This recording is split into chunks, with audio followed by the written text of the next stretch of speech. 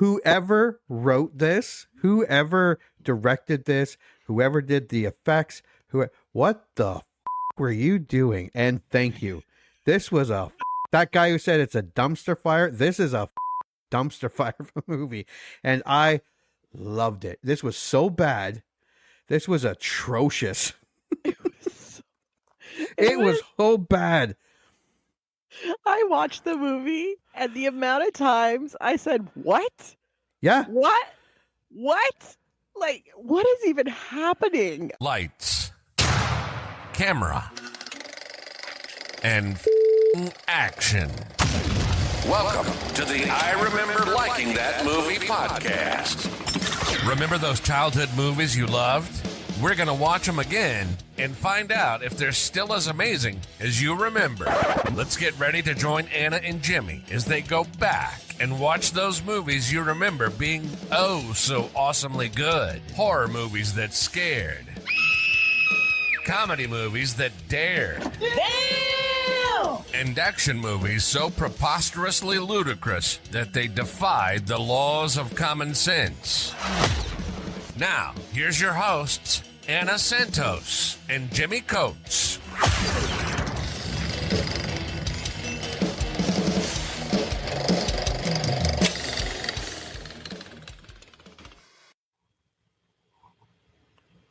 Welcome to the I Remember Liking That Movie podcast. We are sadly at the end of summer, the end of our drive-ins, double features, and we pretty much stayed in the 80s, except for The Thing 2011. Yeah. We were pretty much, we've been in the 80s for a while. Well, I mean, we had a long stretch there where we were not in the 80s. Yeah. We were in the 90s and 2000s for a while, so. And our drive-ins, we have been on a roll. And when I say roll, all mine suck. Were horrible. And actually, all of Anna's were great. Either cheesy great or just 80s great.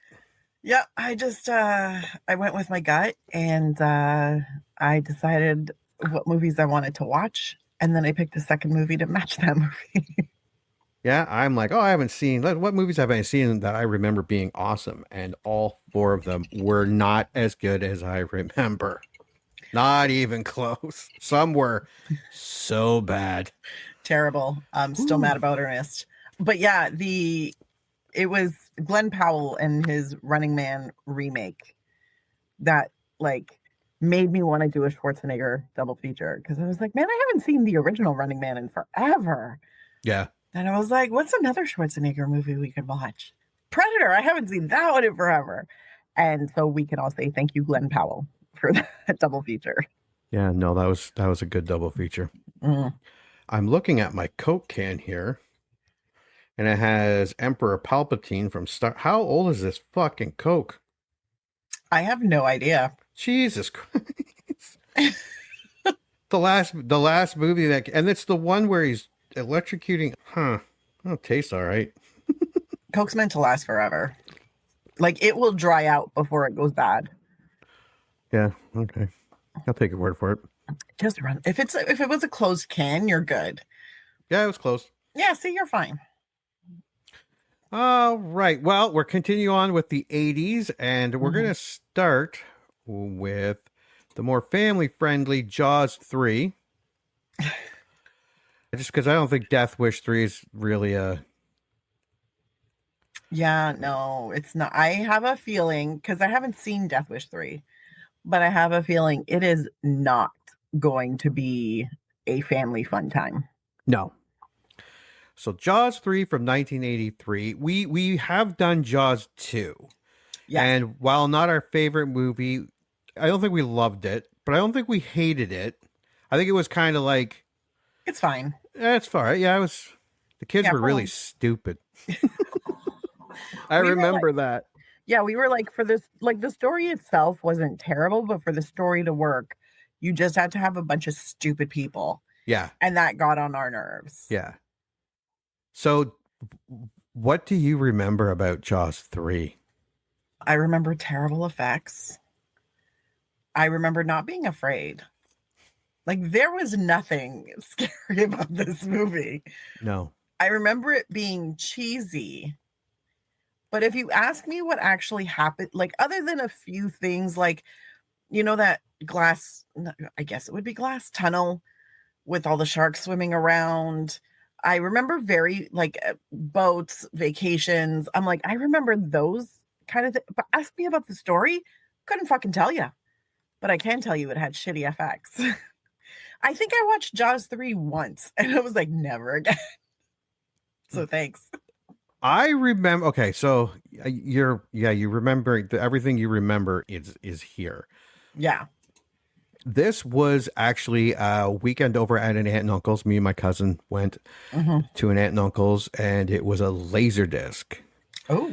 And I remember this one because they also got Amityville, because it was Jaws 3D. It came with glasses, and I don't think it worked on regular TV. And Doesn't. But yeah, so whatever. But I think it just was kind of a little blurry, and then when you put them on, it just made it a little clearer. No. Oh, look, it looks so good. It actually gave you a little bit, because otherwise it just looks, one, blurry, but also like it's sitting in front of the movie. Like, it's not, it doesn't feel like it's there. You're just like, that's a picture on top of the film. Yeah. And because we also rented, they also got Amityville 3D. They usually would rent a bunch of them for the weekend, but I remember those two distinctly because they were 3D and we got to wear the glasses. I've watched this a few times. I have not seen this in a long time, but I know it takes place back in the days of yore. Yes. When people didn't have internet and cell phones and people weren't totally consumed by social media. People went out and did things. It wasn't just the experience. It was actually to do things with the family. And one of the things people would do, they would go to these water parks where they would have these water stunt shows. And I personally never been. I don't even know where one would be in my area going even back then.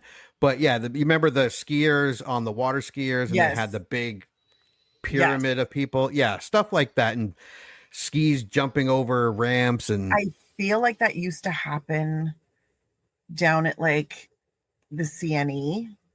Yeah. Or Ontario if you were place. if you were in like Carolina, Florida. Oh, that happened a lot down there. Tons of that shit. Yeah, no, that was like the I don't even, water skiers. There we go. The water skiers are out. And you're like, ooh, this is exciting. Yeah. Not for me in downtown. I was like, that seems dangerous. Why are you doing that in like Ontario? Yeah, but I remember really liking this film. As I got older,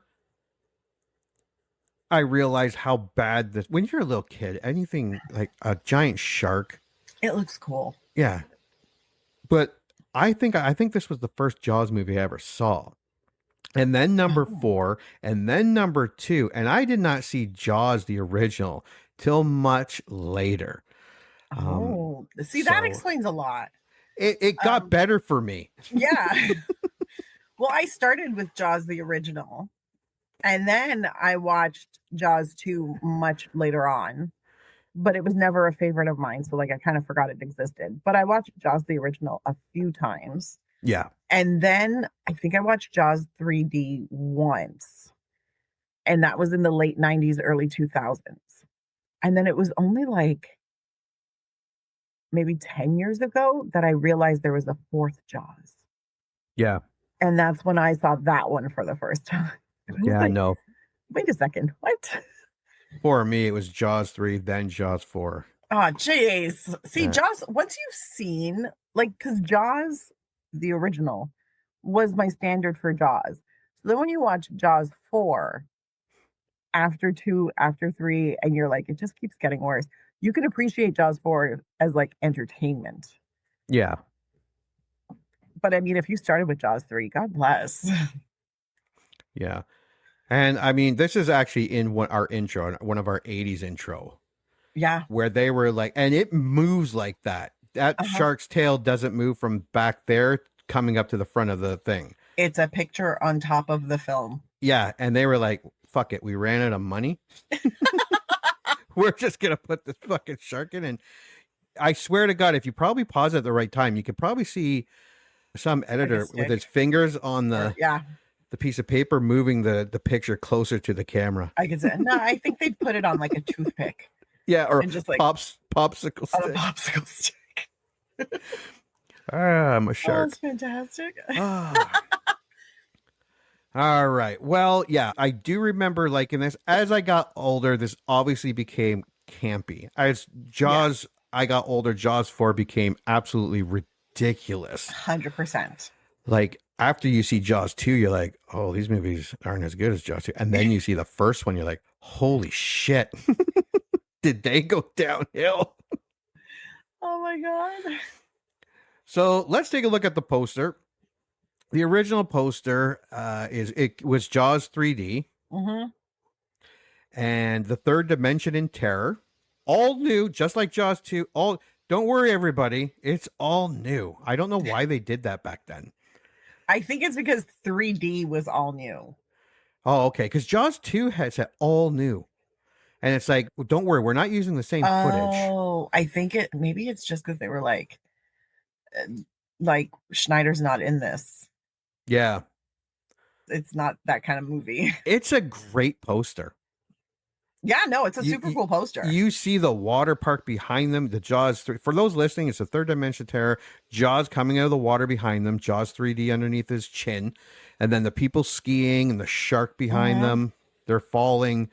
Yeah, no, this is a fantastic poster. I would hang this poster. No, it's a very cool poster. Now I want to bring in something here. In Japan. That was the 3D poster. I want that poster. And to be stereotypical, oh, Jaws. Click, click, click, click, click, click, click. Oh, the Jaws. Jiminy Crickets. That's not Godzilla. Stop talking. It is a very cool poster. For those listening, I'm assuming this is Japanese because back in 1983, Japan was on friendlier terms than, say, China. I don't even know China had a lot of movie theaters back in. China was not importing a lot of movies. No, there was very strict state entertainment in the 80s, I think. But it was, and it's basically they show the screen and the Jaws coming out of it. It's all in Japanese letters and it's 3D. It's a very cool poster. I don't know if I'd hang this one. Maybe make it smaller and put it in the corner of the other one. Yeah, see, this one's an 8x10 maybe, or like a 12x16. But it is not a 30x40. No, but it is a very cool poster. What do we think the budget of Jaws 3 was? Now we know Jaws was like the first blockbuster of the summer. Yeah, but Jaws 2 did not do that well. And as we did Jaws 2, it did okay. Yeah. But it didn't do anywhere near what Jaws did. So I'm wondering if they said, you know what? We got to go bigger. We got to go 3D. And we got to go bigger. Or did they say, you know what? We got to play this fucking safe. No, hence the shark with the popsicle stick. No, because these fools actually said, look, what's missing is that the shark is not 3D. That's what's missing from this. I think it was like really expensive, like 20 million. All right, let's take a look. Very close. Ooh. 18 million. Yes. Yeah, that's pretty close. If only I could get paid for guessing budgets. Yeah. I'd be making money hand over fist. Yeah, well, I figured because there was a lot of special effects, and I use that term loosely, and with the 3D, like doing the, processing the film in 3D costs a lot. Or at least it used to. Let me rephrase. Now you can do 3D movies. It doesn't cost you that much. No. Now, this was directed by a man by the name of Joe Alves. If you haven't heard of him, that's for good reason. He did Jaws 3. But he was a production designer on Jaws. He was a production designer on Close Encounters of the Third Kind, Escape from New York. So he knew, and then people were like, he did really good work. We should let him direct a movie. And then they stopped letting him direct movies. I don't know if this was his only movie. I think it was. Probably. They were like, okay. They just walked up to them, took that camera out of his hands. Give us that, you fucking moron. Well, no, because chances are if they're watching the dailies, like all the executives, they're probably like, is this going to get better? And he's like, yeah, man, just wait. We still have the FX team to do stuff. Wait till you put on the 3D glasses. Yeah. Yeah. Once you're in the theaters, it's a whole different experience. But it was, okay, so it stars Dennis Quaid. I love Dennis Quaid. He has been in so many movies that I love. I mean, he's older now and he doesn't do the action movies and the romance movies like he used to. But yeah, it also has Bess Armstrong. Bess Armstrong. Is it Bess? Bess? Bess. She's been in quite a few things. Yes. You will know her to see her. It also has Lea Thompson, who was just getting big around this time. She was about after this. I hope her agent must have booked these movies before this movie came out, because after this movie, she did like Howard the Duck. I mean, this woman has been dodging bullets since Jaws 3D. So true. It also has Simon McCorkindale. You will know him. Louis Gossett Jr., P.H. Morty. A lot of people you're going to see in this movie that you're like, oh, I've seen them. Oh, I know that person. I know that face. Yeah. All right, let's take a look at taglines. These have to be good. We can only hope. The third dimension in terror. That's all I got. That's it? That's it. There's reaching new depths of terror and a deadly new attraction.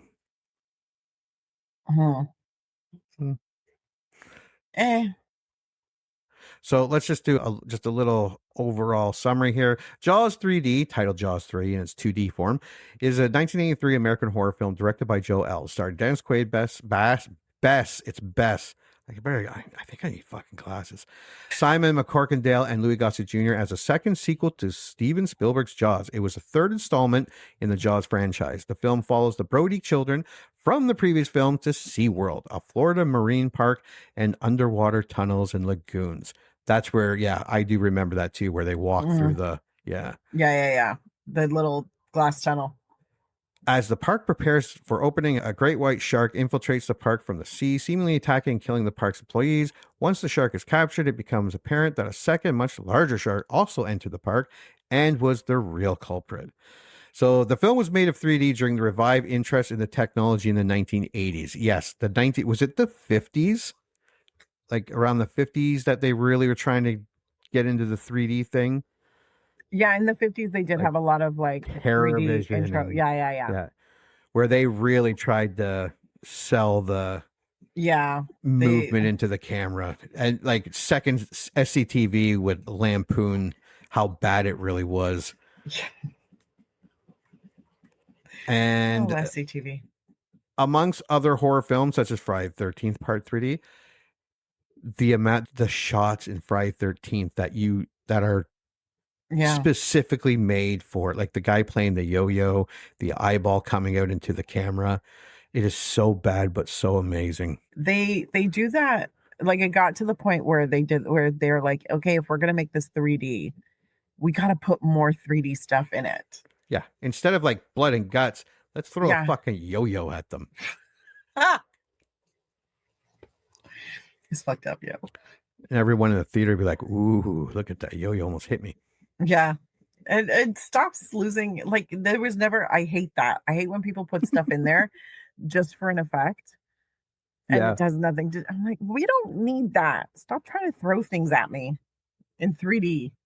So other horror films such as Friday the 13th Part 3 and Amityville 3D, cinema audience wore disposable cardboard polarized 3D glasses. Yes, boys and girls, they were not the 3D glasses of today. No. They were cardboard and that really thin tissue, not tissue, but it was plastic. It was basically a gel. Yeah. Like a light and it was gel. blue and red. Yeah. Yeah. One eye was blue. One was blue. One was red. One was red. I wish I had a pair. I'd put them in my man cave. Several shots and sequences were designed to utilize the effects, such as the shark's destruction. And since 3D was ineffective in home viewing until the advent of 3D television in the late 2000s, that went nowhere. The Mhm. alternative title, Jaws 3, is used for television broadcast and home media. Let's take a look. How do we think this movie did Oh, at the box office? I think it did shit. So 18 million. Yeah. Let's share. Let's share.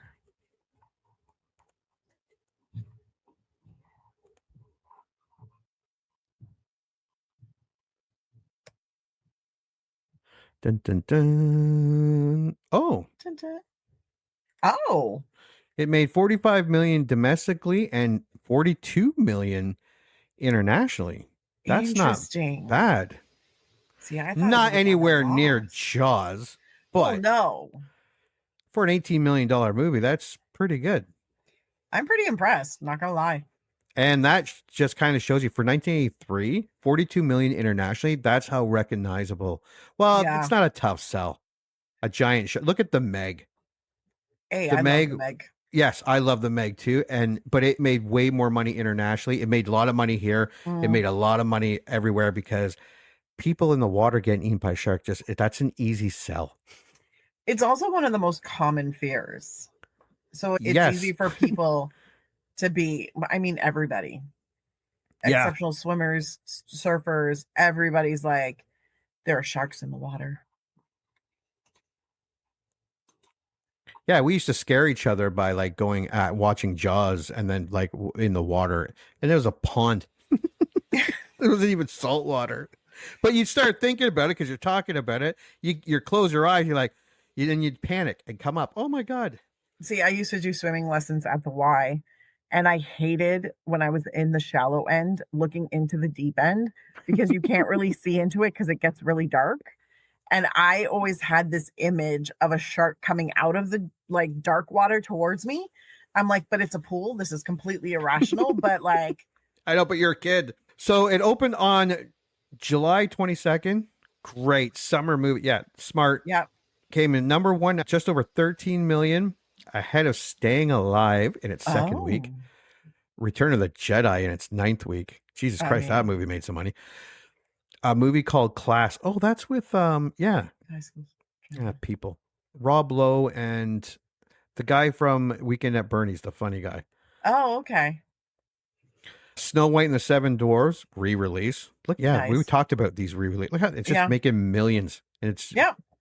it was released in the 30s. Because of those, what are you going to take your 4-year-old to see? Yeah, you're like, we are not going to watch fucking Return of the Jedi again. I don't care what you say. You can go fuck those Ewoks for all I give a shit. Trading Places with Eddie Murphy in its seventh Yep. week. War Games. I remember Aw. liking that movie. I remember liking it too. Octopussy, James Bond. Superman 3, I remember loving, but I have a feeling it's very bad. And Flashdance. Porky's 2 the next day. Oh Lord. And Twilight Zone, the movie, and Mr. Mom opened only in 126 theaters. It would have Yeah. been a pre-release. Yeah. Nice. Nice. So Jaws 3. And as we see here, next weekend it dropped to 2, then to 4, then to 7 by August 12th, 14th weekend. Actually, that's So- not bad. No. So it did really well. Yeah. That's surprising. I Now, wonder if it was just fascination with like a 3D movie. yeah, probably. And Jaws. And it's the summer. Yeah, true. And you just go see the dumbest. Oh shit! I found out K-pop Demon Hunter. Have you heard of this? I have heard of it and I want to watch it. I've seen it multiple times in different intervals because my 7-year-old Yeah. knows the songs by heart now. Uh-huh. There is now a sing-along version on Netflix, and I've heard they've that. released it into theaters, and I Yes. cannot let her find that out. It has Or else become I have to go. exceptionally- Like it was a huge hit, and I think it was like kind of spurred along by so many like social media posts Yeah. of parents or adults who were like, I don't even watch animation. Why am I watching Yeah. K-pop Demon Hunters For the, for the 8th 5th time? Yeah. Yeah. They're people are obsessed with it. And I'm like, oh, I gotta watch it. I gotta watch it. But I still haven't done that. Ugh. Yeah. You love it, don't you? Sony made it for 100 million, got worried, Yeah. sold it to Netflix for 120. Oh my God. Sold the Sony. rights to sequels, music, everything. Oh my God. And Netflix, it's they do their thing in viewership. That's Yeah. the success. Apparently, across the board, everywhere on Yeah. the planet. Go look, K-pop. That's Korean pop, right? Yes. Yes, it is huge, right? It is ginormous. Ginormous, and they're all talented and they look pretty and they sing and dance and flip around and Correct. whatever. Yeah, this movie just took Netflix. Yeah, the viewer numbers were out of this world. They're like, yeah, there's sequels coming and spin-offs and live concerts and movie, and they put it in theaters. And if Netflix, that might explain the jump in animation jobs at Netflix. Yeah.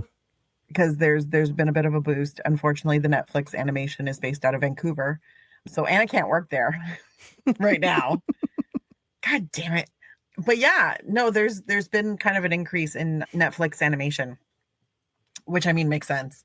This must explain it. Yeah. Yeah. So what do we back to Jaws 3? Yeah. What do we think? How do we think this did critically? I'm going to say it didn't do well at all. I'm going to say everybody hated it. Yeah. That's what I think.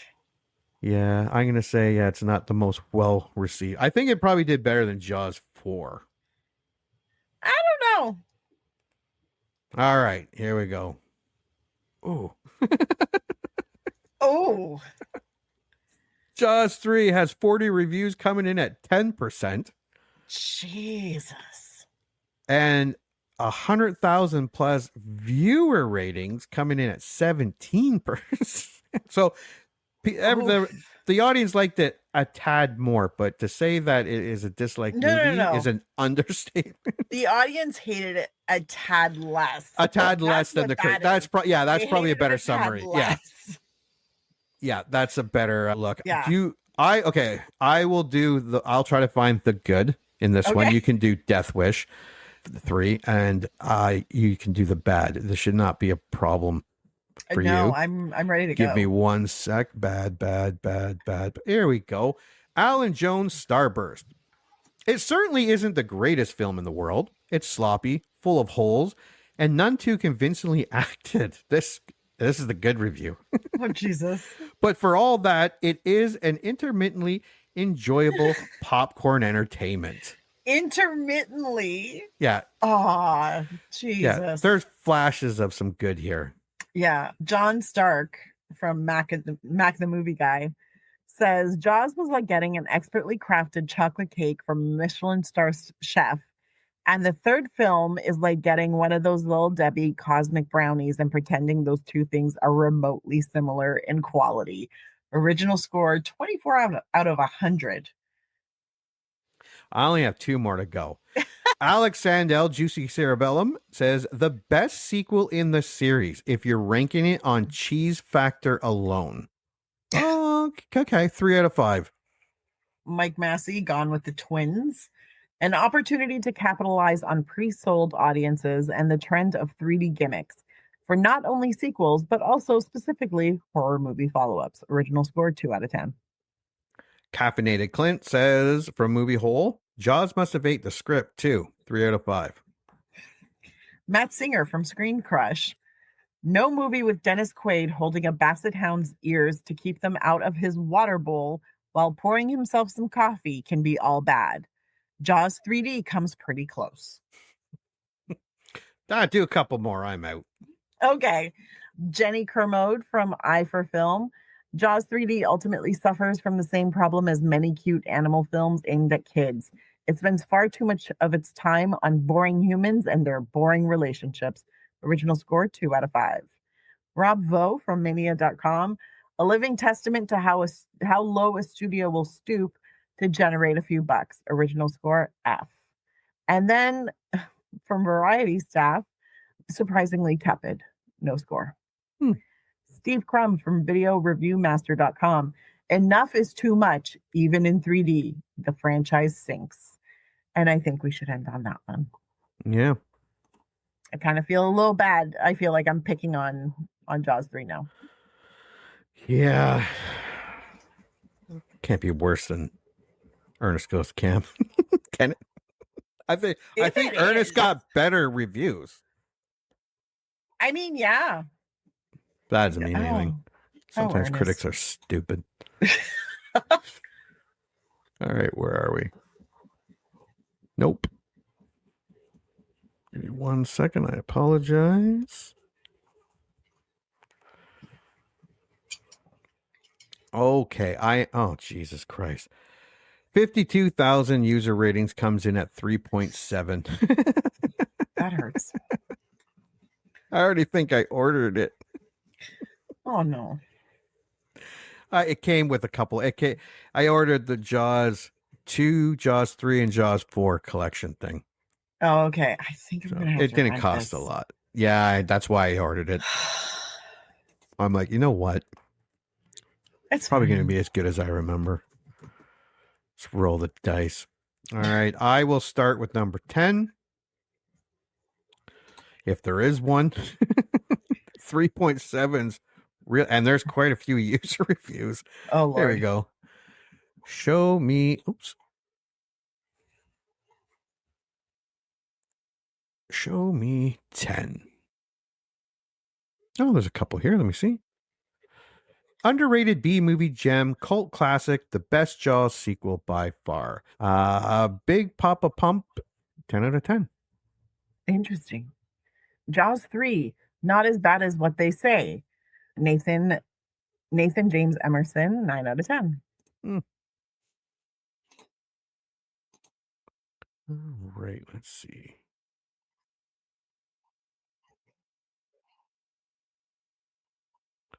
These all kind of sound like what you just said. Yeah, there's a lot of those. One of my favorite dumpster fire movies. Manticore, prisoner number 64682, 8 out of 10. Let me see. Nowhere near as bad as the fourth one. Valesy, 7 out of 10. This guy's in court. This is Saint 405, 6 out of 10, says, worse than part 1. Okay. Better than part 2. And way better than part 4. It's not that bad of a film. Jesus. Jaws 3, it bites. Hype style. And that was 5 out of 10? That was 5 out of 10. It could have worked, but it does not. Modern Fred, 4 out of 10. That's fantastic. Another inferior and embarrassing sequel from Spielberg classic. Ma Cortez, 3 out of 10. Or Ma Cortez.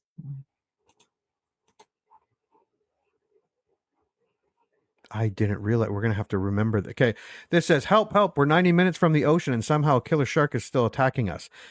This is from Plankton Rules. And then he says, when he began watching Jaws 3D, I had to laugh. According to IMDb and the film itself, it was filmed in SeaWorld in Orlando.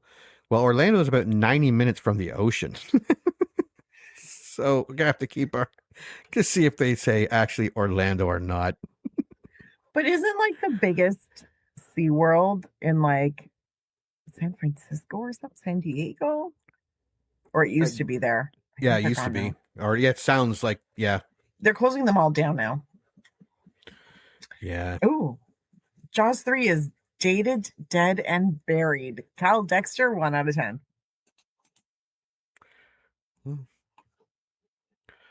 Well, okay, so it's got a great poster. It's got a great poster. Really good poster. Yeah. Even the Japanese poster was good. Even the Japanese poster was great. Yeah, we got 2 good posters. If we're going on posters alone, this movie's going to be fantastic. Yep. The reviews, not so good. Yeah, I know. From anyone, anywhere. I Not have a IMDb, feeling we're not going to the have critics. a lot to say about this. All right. Well, let's see. Made money. All right. Let's watch the trailer from 1983 here. I'm ready. Let's try this one. I will share.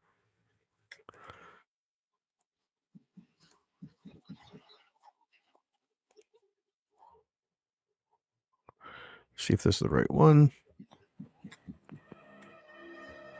With the first, you were too terrified to go back in the water. Just when you were starting to think it was safe, along came the second. Now, nature's most terrifying creature has returned in an all-new adventure.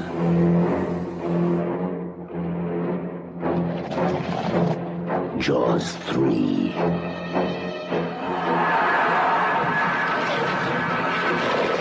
A new dimension in terror.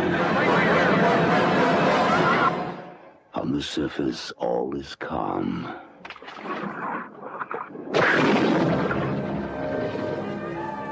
It was a shark with a bite radius about a yard across. Indicator, shark of some 35 feet in length.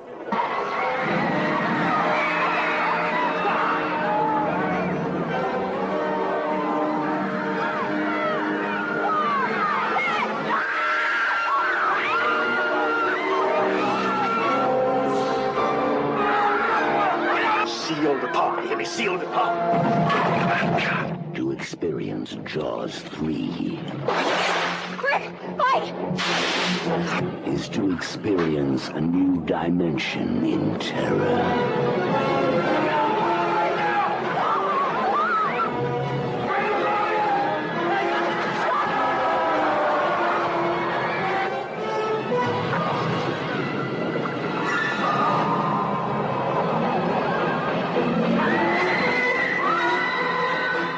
The all-new Jaws 3. This is gonna be so shitty. Yeah, that looks cool. What a great concept, though, doing it in a SeaWorld. Yes, I like that.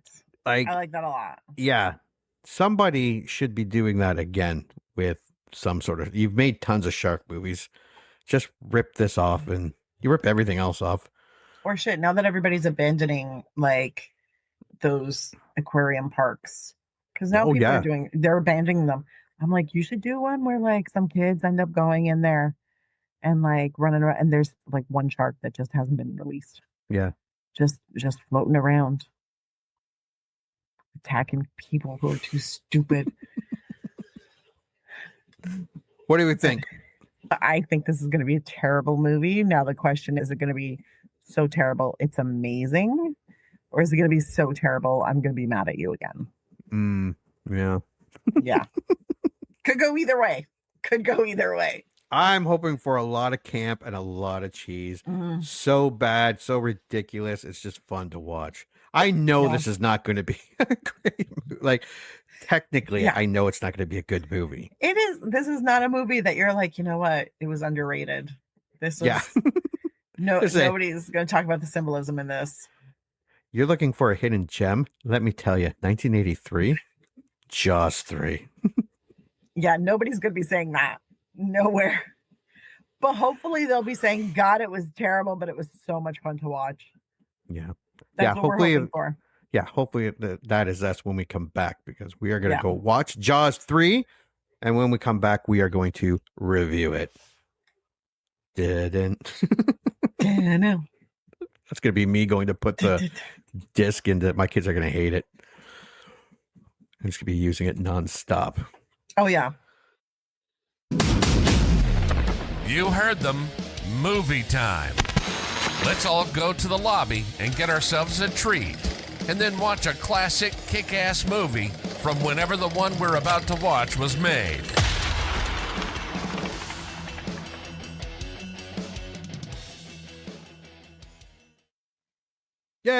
Yay! Did you watch Jaws 3? I did indeed. I'll do the first one on this one. You can do the on Death Wish 3. Okay. I love both movies. For both of the movies, not because either one was a good movie whatsoever. Correct. Whoever wrote this, whoever directed this, whoever did the effects, what the fuck were you doing? And thank you. This was a fuck. That guy who said it's a dumpster fire. This is a fucking dumpster fire of a movie. And I loved it. This was so bad. This was atrocious. It was so bad. I watched the movie and the amount of times I said, what? Yeah. What? Like, what is even happening? I don't understand. And then I'd laugh. Yeah, I laughed between the two movies because I watched them both right one after another. Me too. I have not they have not made comedies in a long time. We've done comedies. I have not laughed this hard or this frequently watching two movies. I was kind of stunned because look, Jaws 3, and I don't know if you're going to connect with this example, but it was giving High School Musical without the songs. Yeah, that the score and stuff and the way Like the score, the way the actors were acting, the conversations, the little bits of story, and I'm putting that in air quotes because there is no like it's just it was so they were like, look, guys, we need a reason to have all these people in the same place so the shark can attack them. Yeah. Let's just very tenuously, we're going to fill the movie with too many scenes of people doing things that have nothing to do with the shark. Yeah. And then every once in a while, we're going to have someone die brutally and we're going to use really shitty effects. Oh my God. The arm, the head, the fish head, the shattering glass, that's in our 1980s opening. I think it's the opening. Yes, it is. Where we show the Jaws shark. Who did that? A fifth grader? Oh my God. And I'm like, how the fuck did this cost this much money? Honestly, I think all that money went into R&D and they were like, buddy, this is the best we can get. Yeah. And then poor Joe Alves, the director, is probably sitting there going, we needed a better FX team. Yeah. Why did we hire your cousin? What? Like, to be perfectly, I'm like, who approved this? Who, as soon as that shark breaks through the glass, and I'm putting that in air quotes too, I was like, who watched this and said, yes. Yeah, that's it. That's the scene. Not only that, it had Louis Gossett Jr. I don't know. Sometimes he was ghetto from the Bronx accent going on. He was Southern Louisiana Bayou. Yeah, I was like, who are you? What's going on? And then I was like, wait, is he like a dastardly billionaire who's just trying to make money no matter who gets hurt, or does he have like? Because then he's saving people, and I'm like, what? Who is your character? But everything that goes wrong in this movie is because of Louis Gossett Jr. Every decision he makes. Oh, yeah. Yeah. And this movie had the slowest shark chase ever. Oh, my God. That shark. How that shark got out of that cage, just wagging its tail around, and then the whole bolt thing just shot. Like, I think it was just a taxidermy shark. That's what I think. Because it was terrible, but it was so funny because I was just dumbfounded watching this movie. Like through the majority of it, I was like, I don't understand. And then I would laugh because a weird effect would pop up, or like, you know, when the girlfriend, Bess Armstrong, God, what was her name? I don't even remember. I don't need to remember. Aqua Girl. No, that was their nickname. Catherine. What? That was Catherine. Catherine Morgan. She sees her boyfriend Michael's younger brother, big kiss on the lips. I was like, is it that kind of movie? I don't understand what's happening. And then Lea Thompson, who plays the water skier. Yeah. That's her whole career. She's a water skier. No hopes, no dreams, no like aspirations, or if she has any, we never find out. She's a water skier. This felt like there was more shot with the brother and Lea Thompson's character, and it just got discarded. It just got left on the cutting room floor because they started with them. But I learned more about Rico. What's that guy that he should have been doing beer commercials? The first guy that got killed when he him with the big mustache and the dad bod. What was his name? Is it Shelby? Yeah. And his girlfriend was the Yes, waitress. Charlene. We got more information about those two than we did the brother and Lea Thompson. So I was like, I'm invested. Yeah. I want to know. I want to know what Shelby was doing behind Charlene's back. Yeah, because she does not sound happy. She had enough. Yeah, I understand where they kind of started it, but they gave us too little shark, too much people, and then not enough people because, like I said, they started with the brother and they started with Lea Thompson, and then just they forgot about it, or it got cut, and then we didn't really, and then we got them playing on the bumper boats. Yeah, the one thing they got right was the shark got into the lagoon. Yes. Cool concept. People, they could have killed a lot more people. That would have been great. Honestly, the shark should have gotten in where the bumper boats are. Oh, just started going to town. Yeah, I needed a frenzy for this shark. Yeah. Instead, we got quiet whispers. Yeah. And then one attack where everybody pretty much lives. And then you also had two great whites that snuck in. One was 35 feet long. That shark was huge. And how no one noticed that throughout the week. The entire week, nobody knew about the second shark. And so they got that part of it getting in. That would have been great. They also had, and we'll get to this near the end because it had the greatest ending I have ever seen in my life for a movie with the dolphins and the 3D effects. Oh, that was, I stood up and clapped. I stood up from my couch and I clapped. I'm like, bravo. If I was in a theater, I probably might have been the only one standing up clapping. You would have been. I thought that, oh, magnifico, wonderful. Yeah, no, when that dolphin came like flying up through the air over and over and over again. I was it was the two golden dolphins that came up in 3D. And the two were, and it looked so out of place. And they were like, everything I can't do looks out of place. Every 3D effect looks so bad. But it's not even because it was 3D. Because we watched My Bloody Valentine, which was in 3D. Oh yeah, that 3D was great. That 3D was great. And compared to this, Friday the 13th Part 3 3D was great. And I think Amityville 3 3D was great compared to this. This has to be 1950s terror vision movies. Oh, there was one point where they were in that little like mini sub thing. Oh. And I was like, this feels like Star Trek, the original series. Yes. And I know, okay, so I got the Blu-ray. And if anyone's listening to this, I implore you to buy it. It comes with Jaws 2, Jaws 3, and Jaws 4. But it looks, there are some, now, okay, so did you rent it? Yeah, I did. Did it look pretty good in some parts and absolutely shitty in other parts? No, it did look pretty good in some parts and it looked absolutely shitty in others. But here's the thing that I actually had. So my Blu-ray didn't get cleaned up at all. But here's the thing. It might have gotten cleaned up because there was a lot of time when it was like underwater shots where I couldn't discern anything on like a big part. Like I'd only be able to figure out what was happening in like a small part of the screen because, the shark was much lighter. So I could kind of tell it was there. But sometimes I was like, who shot this? Yeah. I can't see any like details. I know there's like a diver there. I know there's fish or a shark there. And I know eventually some random body part's going to come floating at me in 3D.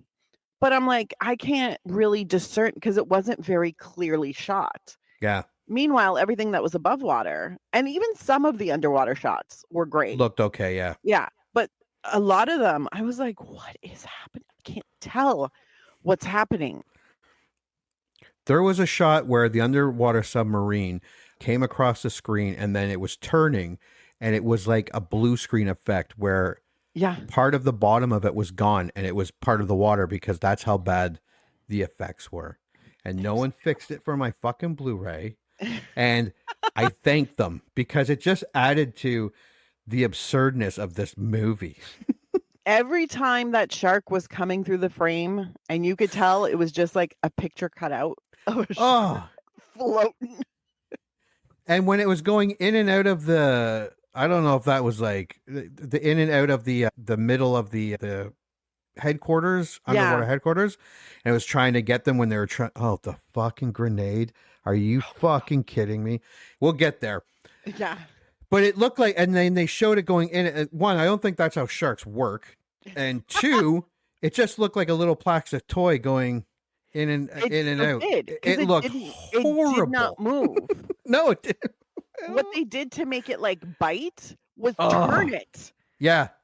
It didn't even have a working jaw. That's why I was like, is this a taxidermied like shark that they're just shoving in there? I'm like, what is happening? This movie was absurd. It was ridiculous.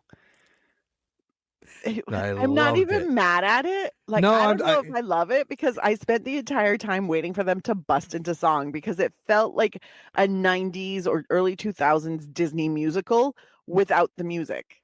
And I was like, why aren't they singing? Music when they're doing the ski shows and stuff like that. And yes. Yeah, it had a very Sunday night entire Knots Landing 80s TV vibe to it. And again, I'm not mad at it. Look, I'm not mad at it either. None of it made sense. No. Early on, I'm like, okay, this movie's ridiculous. Also, when they had the really dramatic music, but nothing dramatic happened. And I'm like, guys, who is the composer on this? Yeah. Who okayed this? Who was sitting there going, yes, this is and their dog. Oh, yeah. It had to hold up his ears to let it drink, or I don't know why. I don't need to know about the dog. No. This was a dumpster fire of a movie. It was. God bless. Yeah. All right. Well, let's go through it. Jaws 3D. Okay, how big's the plot here? That's all right. Like a lot happens, but a lot does. Oh, and it does say that it is Orlando. Oh, okay. And Orlando is actually 90 minutes away from the ocean, so they're like, people won't fucking know. Wow, were they gonna pull up a magic machine and type something in and show them where Orlando is? 80% of this country doesn't even go to Orlando. Well, also remember when this was made, nobody's really got the internet at home, so nobody's Googling shit. No.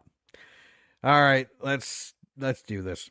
Mike Brody, son of Police Chief Martin Brody of Amity Island, is working as a chief engineer. For someone who has this much interaction with a fucking shark, I'm surprised that this is the Hey, I'm going to work as an engineer. In the ocean. At SeaWorld. At SeaWorld. Yeah. Smart move. After this, I'd be like, fuck it, I'm moving inland. At SeaWorld Orlando, alongside his girlfriend, Catherine K. Morgan, the park's senior biologist, among the attractions are new underwater tunnels that allow for a view of the undersea life. That is actually cool. I would love to.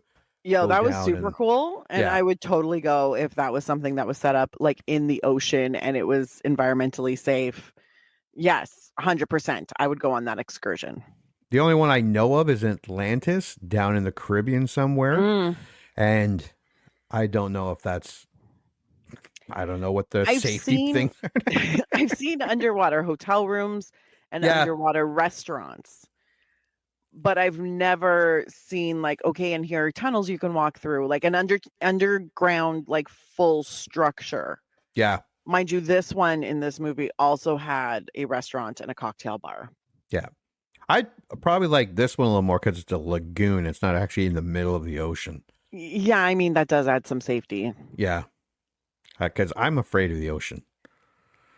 I'm not afraid of the ocean. I'm not afraid of this movie's ocean. Like, this movie's science, I could outswim this fucking shark. And I'm an okay swimmer. I've grown up swimming, but I'm not great. But I could outswim this shark. I have no fear of the shark getting me. Most people could like doggy paddle and get past the shark. Because when this guy dies, I'm like, you moron. How did you let this shark get you? You're an idiot. The first guy? No. Oh, well, the shark kind of snuck up on him. No, but he's also photographer. Like, stupid. Oh, the photographer, yeah. Where the shark's going a mile an hour. He's just watching it come. Oh, God, yeah. While the park's lagoon gates are stuck open, a great white shark follows an unsuspecting team of water skiers into the park. Kay and her assistants notice that the resident dolphins, especially two individuals, Cindy and Sandy, are afraid of leaving their pen and going out into the lagoon. Later, Calvin, why didn't they just send the goddamn orca out there? They would have killed the shark. Orcas are notorious for being mean. That's why they're called killer sharks or killer whales.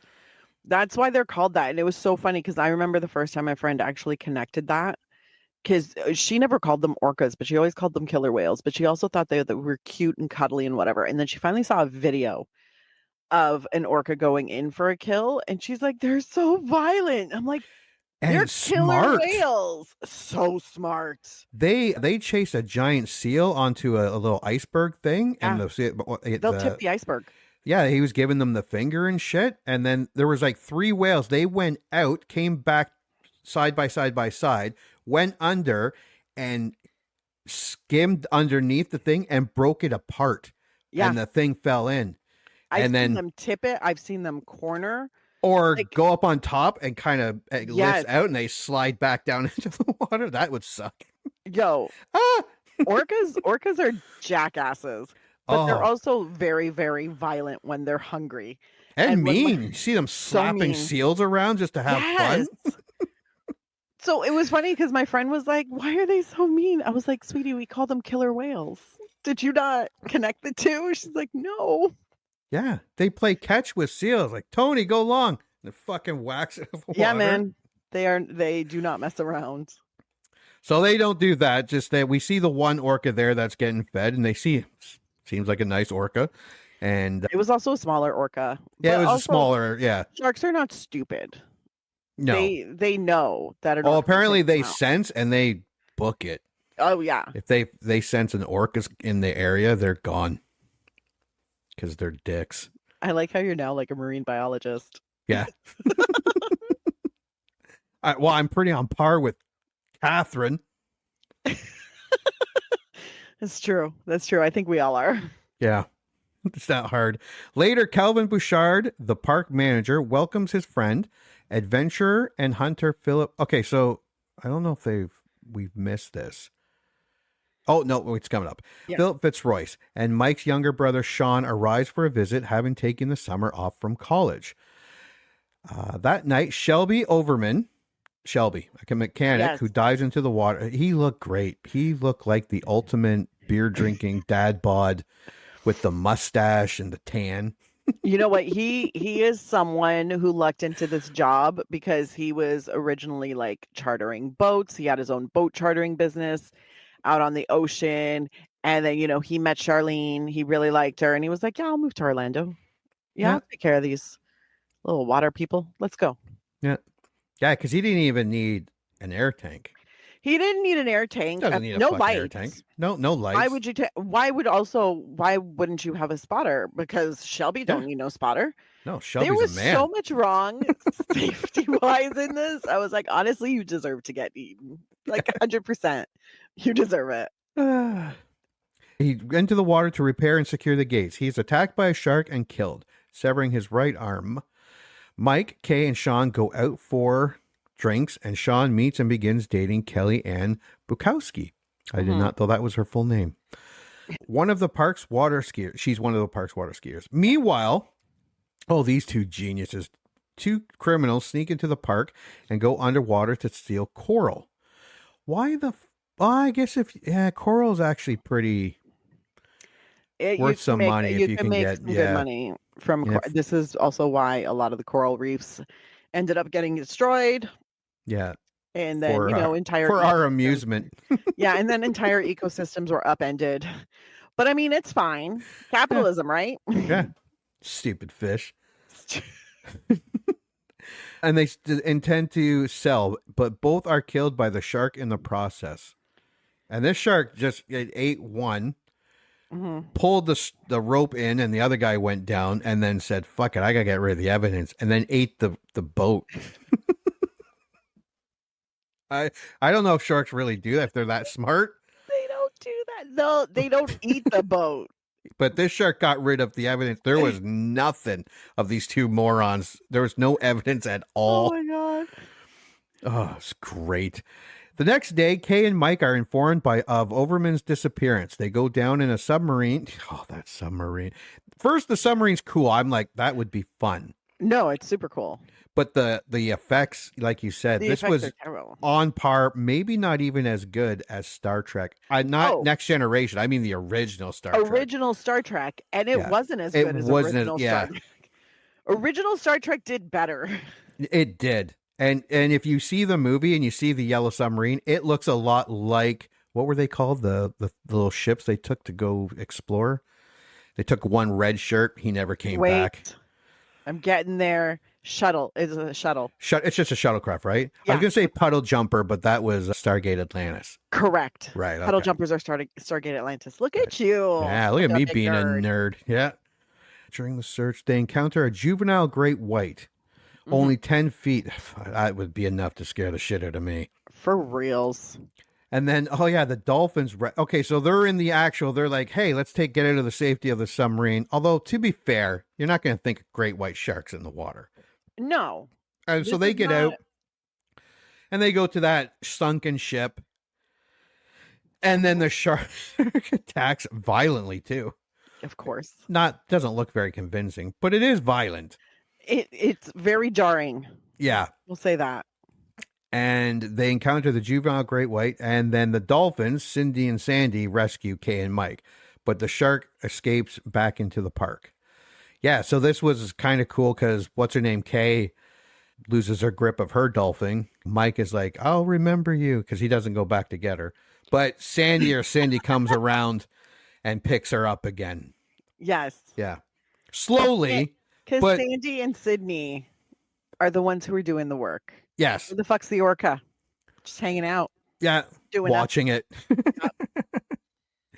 But I'm watching it and I'm like, I don't know exactly how fast sharks can swim, but I know it's fast. It's fast. And the time that she lost, because it was right behind them trying to get them. Yeah. And she let go of the dolphin. The dolphin came back, let her grab on, and then took her a bit to get. I'm like, that shark should have eaten both of them by now. Correct. Yeah.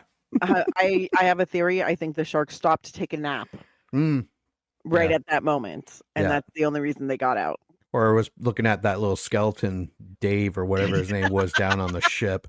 Yeah, we call him Dave. Yeah. Okay. They inform Bouchard and Fitzroy suggest killing the shark on network television. Kay protests instead of, now remember people, you might be going, oh, that's mean. This is 1982 or 83. We didn't give a shit. Yeah, I know. Killing a shark on network TV would be considered cool. Yes. No, nobody was clamoring about saving the sharks at that point. No. Yeah, haven't you seen Jaws? Kay protests instead of recommending capturing the shark and recommends capturing the shark and keeping it alive in captivity, which would generate more publicity for the park. The shark is successfully captured, and Kay and her staff begin to nurse it to health. Calvin, the genius, desperate to start the money rolling in immediately, orders it moved to an exhibit, but the shark dies. Every decision this guy makes. Why would you listen to the biologist, not the marine biologist, just the biologist? Yeah. Because, I mean, it's not like it's her job or anything. Yes, mister, I run the business, but I know nothing about sea animals. Please make all the decisions. But yeah, no, every time he makes a decision, everybody's like, somebody dies or something dies. There's a lot of... He's always yelling at who was that guy? Was it Fred or... the other black guy in the control booth? That's his nephew, apparently. Right. And he was always yelling at them. And I actually said, I'm like, what is this? Did you just like a family or your brother or something? And then you learn that it's his nephew. Yeah. Fred, played by Alonzo Ward. So yeah, very much Alonzo for your sacrifice and your service. Okay, so Kelly persuades Sean. No, okay, where are we? We're rolling in and moves. The shark dies. Kelly persuades Sean out onto the water in a bumper boat, despite his trepidation due to experiences in Amity. Overman's corpse. That's our man's man that got eaten in the beginning. Oh, Shelby. Shelby. Yeah. Corpse is discovered and reviewing the body. Yeah. So the head or torso shows up when people are walking through that thing. Yes.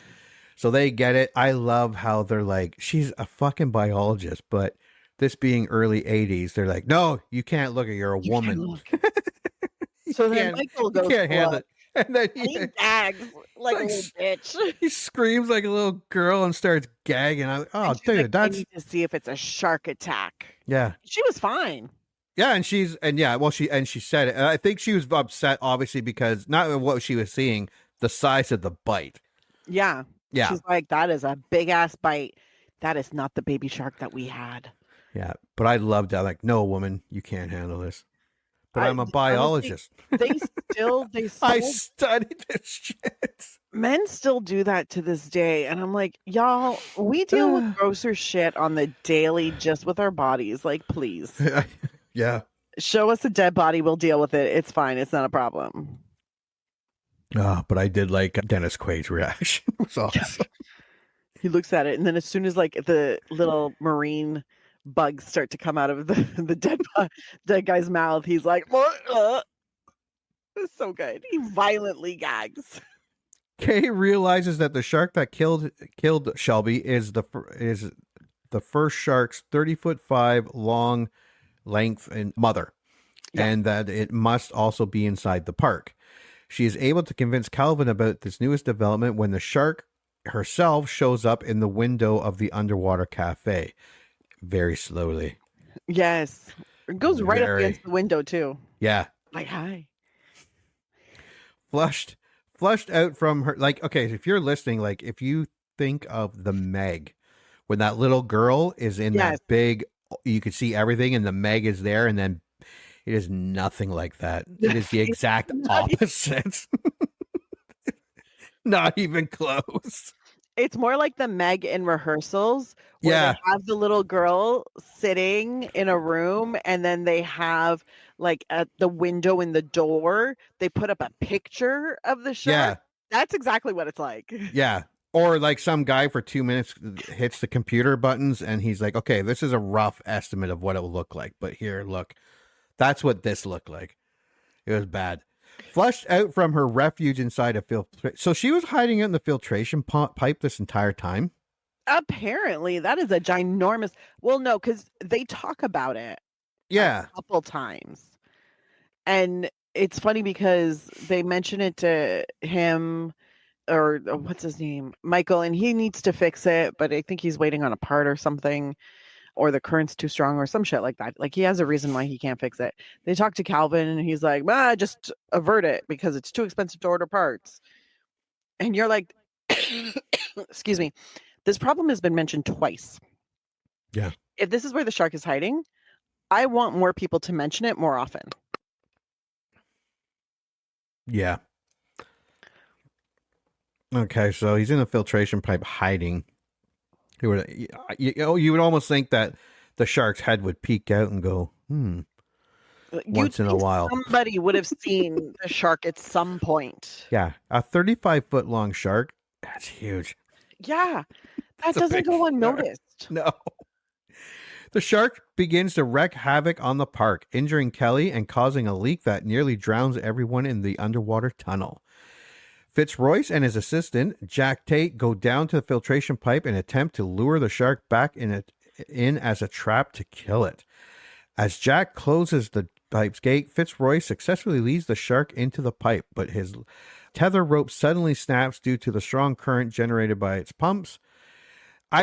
So I know that they were saying that the current from the pumps that's why he had to pull himself out. And that's maybe why the shark was moving so slow, but it's so bad. Look, sharks, especially 35-foot ones, are very large, very powerful, and very fast. Yeah, they can go against the current. Yeah, those currents were not that strong to push back a 35-foot great white shark. Yeah. Yeah, okay. Trapped inside the pipe and unable to reach the ladder to the exit hatch, he decides to kill the shark with a bang stick to no effect.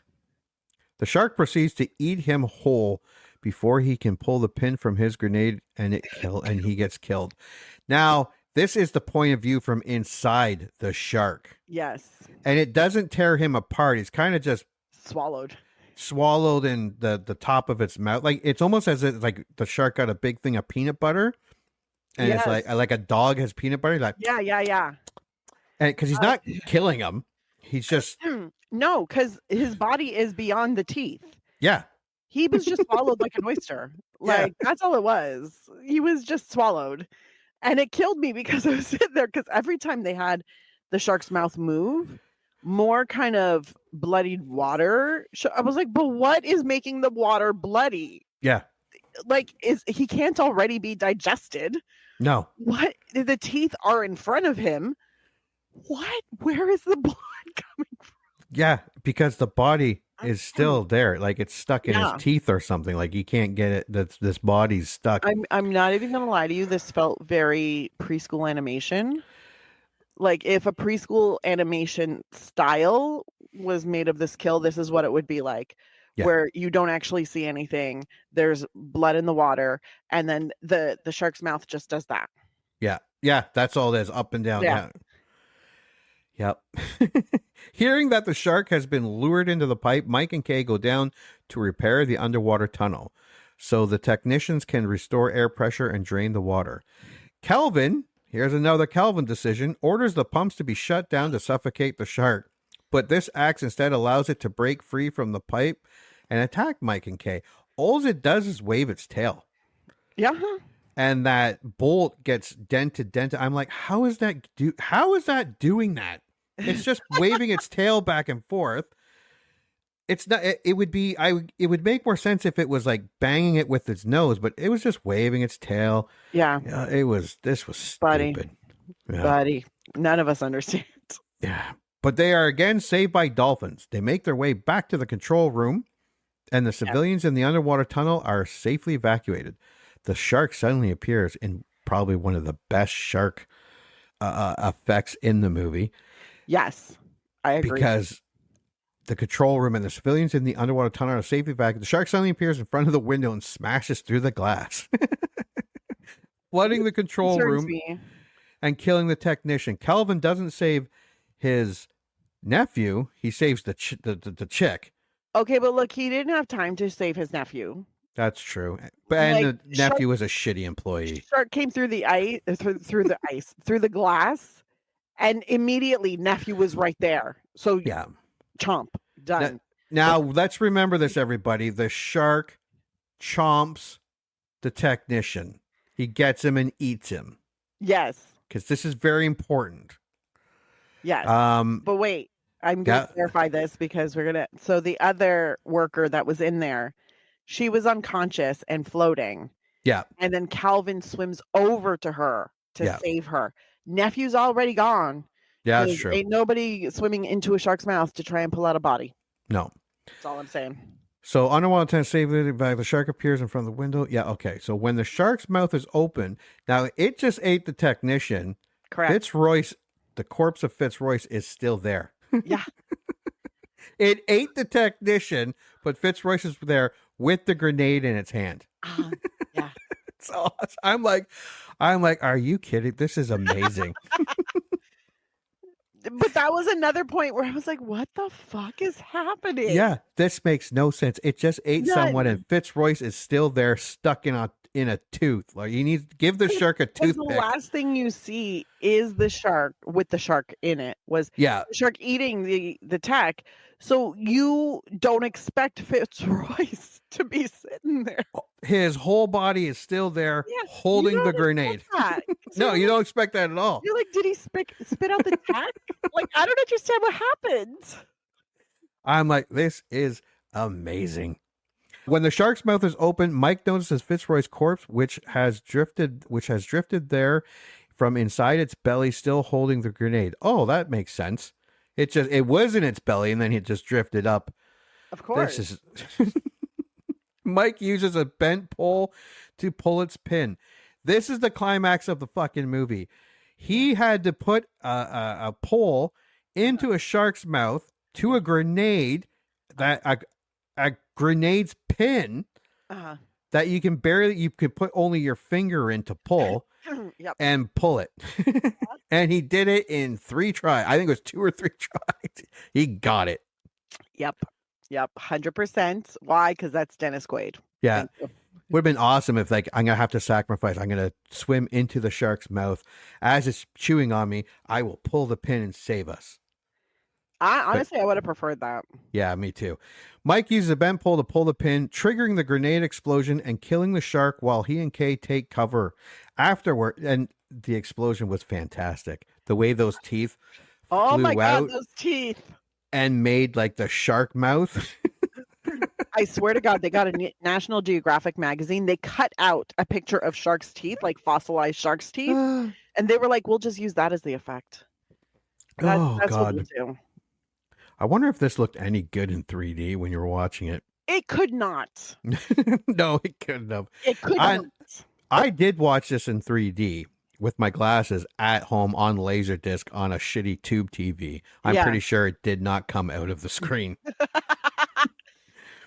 Mike and Kay celebrate with the dolphins who survived their battle with the shark. Yes, they made it seem like either Cindy or Sandy. One of them didn't make it. It looked like almost the shark Sandy. got it. They were like, Sandy! But he did, because he does about 1,000 flips into the air. Yes. This movie like wasted a third of the movie just showing this dolphin do flips. There were a lot of flips. I was like, okay, I get it. Like one flip and then everybody laughs. Yeah. And then you all start swimming to get out of the lagoon. Not this movie. Stop there. Yeah. This movie, the dolphins just kept flipping and flipping and flipping. And the piece de resistance was the worst looking 3D effect dolphins come up off to the side to make this 3D effect with Dennis Quaid and Bess Armstrong. It looks so ridiculous. And I was like, bravo. And I started to clap and I stood up. It's like, bravo. I had to stand up and get the DVD out of the machine the anyways. Teen musical rom-com vibe that I'm talking about. And that is our movie.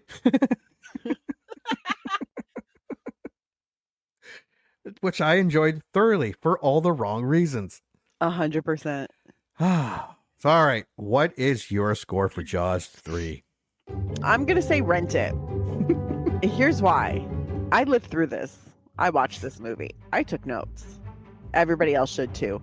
You're going to spend the majority of the movie being like, I don't understand what the fuck is happening. You're going to spend a lot of time being like, ooh, very dramatic music. Something dramatic's about to happen. And then nothing dramatic happens. You're going to spend a lot of time being like, what is this game that they're playing at the bar? What? And then you're going to spend also a lot of time being like, why am I hearing all of this information about Shelby and Charlene? And why do old credit cards look like that? Like, there's going to be a lot of just like, why? And then you're going to watch the effects and you're going to laugh and laugh and laugh. And you're going to end up at the end of this movie and you're going to sit there going, I don't even know what I watched. No. I don't even know if I like it, but I am not mad at it. I am not mad that I paid $4.99. I am not mad that I sat through over an hour and a half of this movie. It's ridiculous. It's ridiculous. Do I think it's a good movie? No. Fuck no. It is terrible. It is absolutely terrible. Do I know if I like it? No. Fuck no. I don't know if I like it. Do I know if at the end of that movie I just kind of shook my head and I was like, I don't know what just happened. I don't even know what kind of movie that is. Yes, that is exactly what I did. And I want everyone else to experience that. Yeah. There you go. What would you IMDb it? I'd give it a solid 5 out of 10 because it could go either way for every person. You could either finish watching it after the hour and a half and be like, I'm never doing that again, but I'm glad that that's in my brain now. Or you could be like, that is the greatest, worst movie ever. And I need to show everybody I know so I'm not alone in this experience. But solid 5. Because I did laugh. I wasn't supposed to, but I did. Yeah. What's your score? Okay, I did buy it, and this has 3 movies on it. It doesn't have the original. Okay. It has 2, 3, and 4. This Blu-ray was $9.99. It was on sale, and so I paid $10. The DVD is regularly $9.99 for all 3 movies on Amazon. You don't have to worry about buying the Blu-ray. Like, it's not like, oh, I need a better. It all looks the same. Yeah. This is not an upgrade. This is not scaled or redone or remastered. Nothing. So for $10, I say buy it. Do not pay $15 for just Jaws 3. Oh yeah, no. Rent it for $5 if that's the case. But if you can get it for $10 for 3 of them, or if you were going to rent it for $5 and it was for sale for $5 on Apple or Amazon, I would say buy it. It is a horrible, horrible movie. Whoever wrote it, whoever did the effects, whoever this movie was financially successful. Like, it made, what, 5 times, 6 times its budget? And it was so bad that they never let this guy direct another movie. That's how bad this movie was. And it is fantastic. It is acted badly. It is written badly. It looks bad. The shark is the dumbest and slowest shark I've ever seen. The 3D effects, oh my God, count them. Do a drinking game. You will be laughing and buzzing. Mm-hmm. Yeah, but it is not a good movie at all. This is like, if you're having a Jaws marathon, I don't even know if you can include the first Jaws movie. It would just be so jarring. 2 is ridiculously funny. Compared to this, it's a masterpiece, but yeah, it doesn't take much. No, it doesn't. No, this is so bad it's good. This is up there with Grizzly. It's just horrible. See, I wouldn't put it up there with Grizzly, but Grizzly actually had a story that made sense. This story didn't make sense.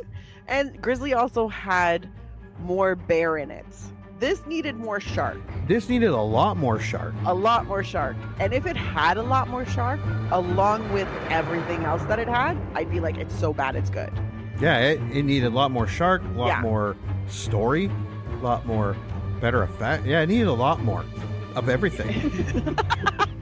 That's why I'm like, it's not so bad it's good. Yeah, but it's so bad it's an experience. It's an experience. It's a wonderful, horrible experience. It's so That's a joy. I don't know how I feel about it, but I'm okay with it. Yeah, you could. That's true. That's true, because Grizzly is so bad it's good. This movie, depending on your mood, who you're watching with, you could watch this movie and go, that is the dumbest fucking thing I have ever seen. Yes. I am so mad I just spent. You can be in a great mood, watch that going, that's the dumbest fucking thing I ever saw. I am so happy I watched that. It all depends on your mood. So it's not a so bad it's good. It's an experience. Depending on your mood, your experience can go either way. Exactly. I too would give it a 5. And that 5 is completely fun factor. Fun for how bad it was and how much I laughed at a movie. I probably wasn't supposed to laugh at anything. We were not supposed to laugh. No. This was not a comedy, but we laughed. Yeah. It's hard not to when you see the effects. Like the severed arm, I laughed so hard. The fish head, the fish head, the teeth. Because it just pops up and you're like, what 5th grader did this? Yeah, exactly. Yeah, what 5th grader did this? Oh my God. Okay. Oh, I had it here. I forgot. Oh no, this is...